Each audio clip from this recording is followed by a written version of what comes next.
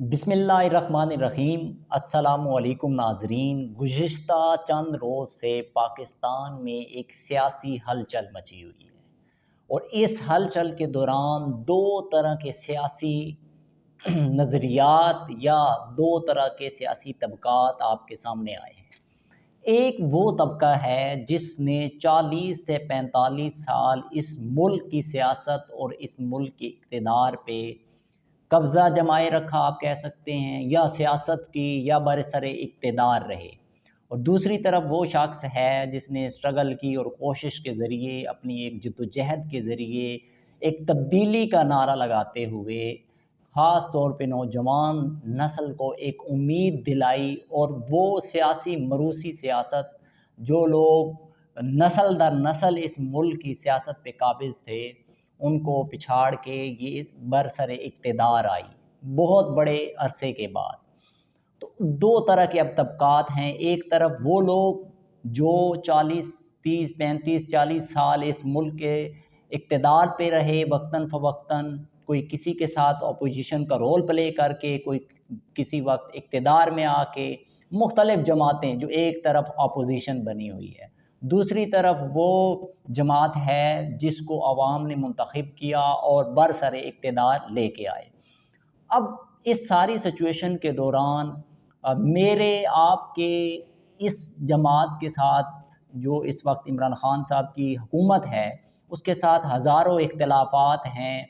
ये मैं अपना पॉइंट ऑफ व्यू दे रहा हूँ, जो आप तक मैसेज कंसेप्ट पहुँचाना चाह रहा हूँ।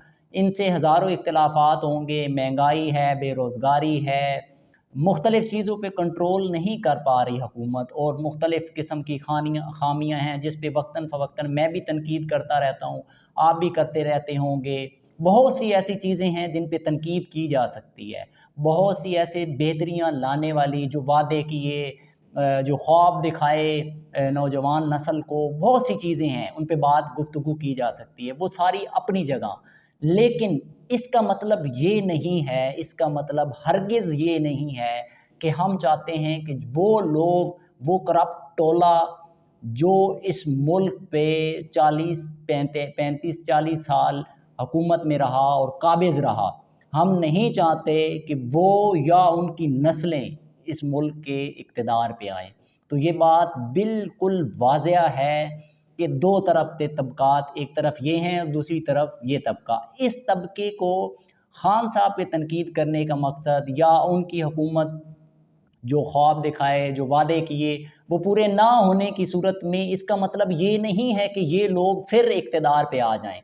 जो एक जंग जारी है, एक तरह की ख्वाहिश का इज़हार किया जा रहा है और मीडिया पे एक इस तरह की मुहिम चलाई जा रही है कि दोबारा जी लोग चाह रहे हैं, लोग कई लोगों के इंटरव्यूज़ और अवामीज़ जो इश्यूज़ हैं उठा के वो सामने लाए जा रहे हैं कि लोग चाहते हैं कि उन लोगों को दोबारा नवाज़ शरीफ को लाया जाए। वो शख़्स जिसको इस मुल्क की सुप्रीम कोर्ट ने करप्ट करार दिया, उस शख़्स को लाया जाए। या दूसरी तरफ ज़रदारी या उनकी नस्लें तैयार बैठी हैं, जो लोग नस्ल दर नस्ल हम पे काबिज़ हैं।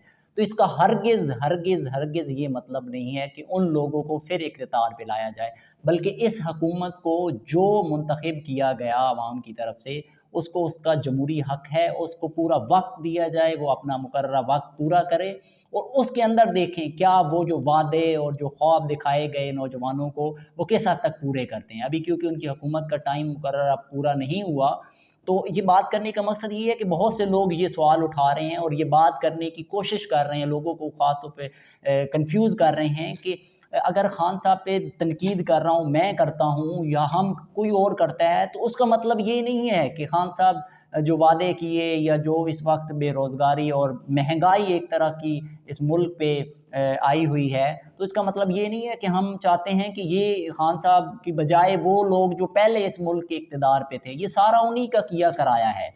इतने साल हुकूमत की इस मुल्क के इक़्तिदारों पे रहे, क्या बेहतरी लाई इस मुल्क के, जैसा था उसको भी वो वहाँ से पीछे ले गए।